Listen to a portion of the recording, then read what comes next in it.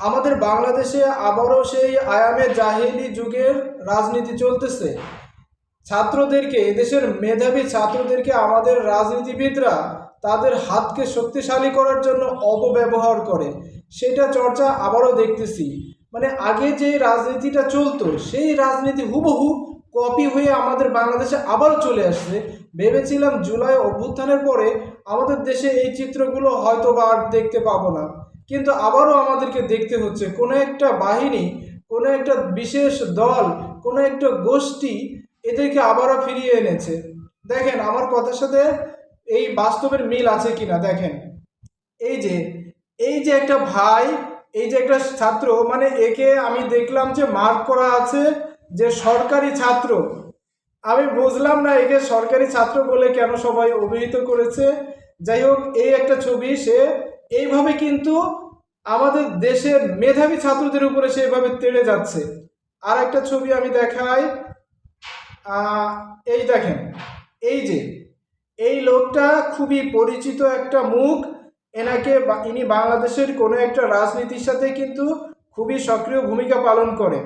কোন দল আমি সেটা বলবো না, আমি পরে আসছি আলোচনায়। আমি কিছু ছবি আপনাদেরকে দেখাই, তারপর আমি কথা বলছি। এই যে দেখেন, এই যে একটা ভাই, আমি আমি আমি ভাই বুঝি না কে কোন দল করে। আমি বুঝি একটাই, যে সে মানুষ এবং সে এদেশের মেধাবী ছাত্র, সে এদেশের একজন গর্বিত নাগরিক। সে অন্যায় করতে পারে, এইভাবে একটা মানুষের পাকে বিচ্ছিন্ন করে দেওয়া, এটা ভাই কোন রাজনীতি? এটা ভাই দলের কোন আদর্শ? তোমরা এই দেশে আদর্শ, আগেও আমরা শুনেছি একটা দল বিশেষ একজন ব্যক্তির আদর্শে রাজনীতি করে। আবারও শুনতেছি আরও একটা দল, তারাও একজন একজন ব্যক্তির আদর্শে রাজনীতি করে। এইটা ভাই তোমাদের সেই নেতার আদর্শ আছে? তোমাদের নেতার আদর্শে এরকম মানুষকে পা বিচ্ছিন্ন করে দেওয়ার আদর্শ আছে তোমাদের নেতার? এই যে আর একটা ছবি দেখেন, এই যে হেলমেট পরা, হেলমেট পরিহিত এবং হাতে ধারালো অস্ত্র। যেই অস্ত্রগুলো কিন্তু মানে এগুলো দেখলে সাধারণ মানুষ খুবই আতঙ্কে থাকে, খুবই ভয়ে থাকে।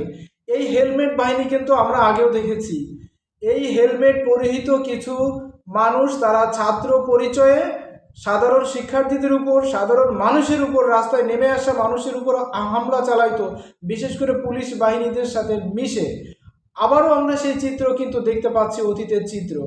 এই যে একটা ছবি দেখেন, কি মানে কি বলবো, যে এরা প্রকাশ্যে, এর আশপাশে কিন্তু পুলিশ আছে, এরা কিন্তু পুলিশের ভিতর দিয়েই কিন্তু এই অস্ত্রগুলো নিয়ে এই মানুষের উপরে তারা হায়নার মতো ঝাঁপিয়ে পড়ছে।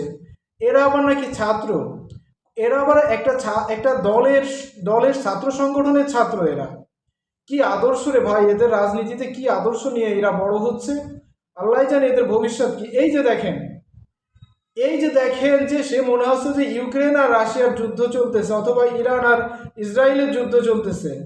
সেইভাবে সেইভাবে হায়নার মতো ঝাঁপিয়ে পড়তেছে। কিসের জন্য ভাই? তুই যে এই যে এভাবে ঝাঁপিয়ে পড়তেছিস, তুই যদি মারা যাস অথবা তোর যদি কোনো কিছু হয়ে যায়, তোর বাবা মা কান্নাকাটি করে বেড়াবে। আর তুই যে নেতার জন্য এরকম করতেছিস, সেই নেতা কিন্তু তোর খোঁজ খবর নিবে না। ওই নেতার ছেলে দেখ বিদেশে যে লেখাপড়া করে, ওই নেতার ছেলে বিদেশে যে লেখাপড়া করে, সে বাংলাদেশে এসে আবারও তোদের মতো এই বলদ ছলদ, এই ছাগলদেরকে তারা আবারও রাস্তায় নামিয়ে সাধারণ মানুষদেরকে পিটাবে, যারা তাদের কথার বিরুদ্ধে চলবে। এই যে দেখেন আরও একটা বাহিনী, এদের সাথে কিন্তু হেলমেট পরিহিত একটা লোকও আছে, ওই যে দেখা যাচ্ছে। এই হেলমেট পরিহিত লোক কিন্তু আমরা আগেও দেখেছি, এখনও দেখতেছি। হাতে দেখে সব সব কিন্তু ধারালো অস্ত্র, ধারালো অস্ত্র।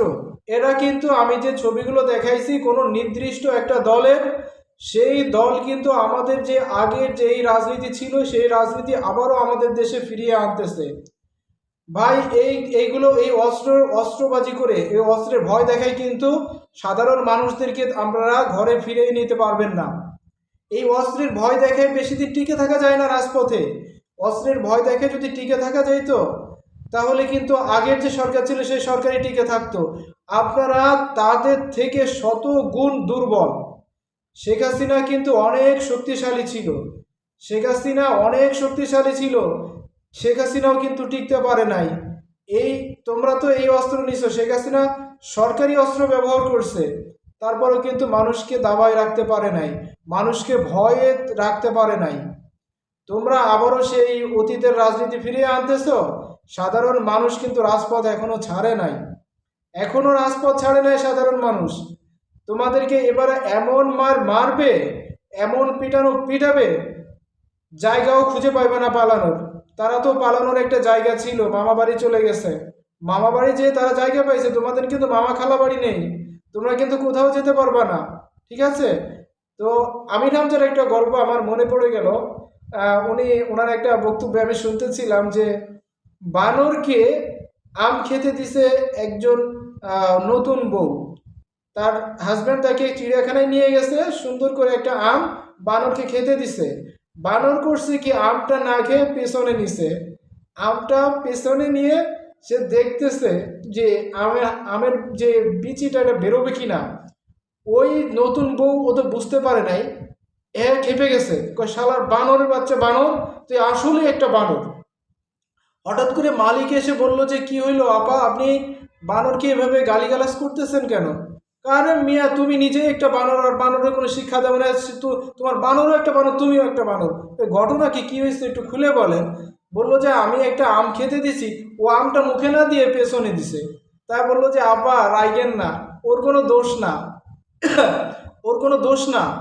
আগে একজন আপনার মতো এসে তাকে আম খেতে দিছিল, ওই আমটা খেয়ে পিছন দিয়ে বিচিটা বেরোই নাই, ওই বিচিটা পরে অপারেশন করে বেরোইতে হয়েছে। এই জন্য এখন ভয়ে কেউ কোনো কিছু দিলে আগে দেখে পেছন দিয়ে বেরোবে কি না, ওই অনুমান করে তারপরে ও খায়।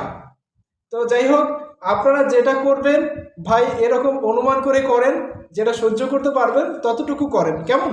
ভালো থাকবেন, সুস্থ থাকবেন, আসসালামু আলাইকুম।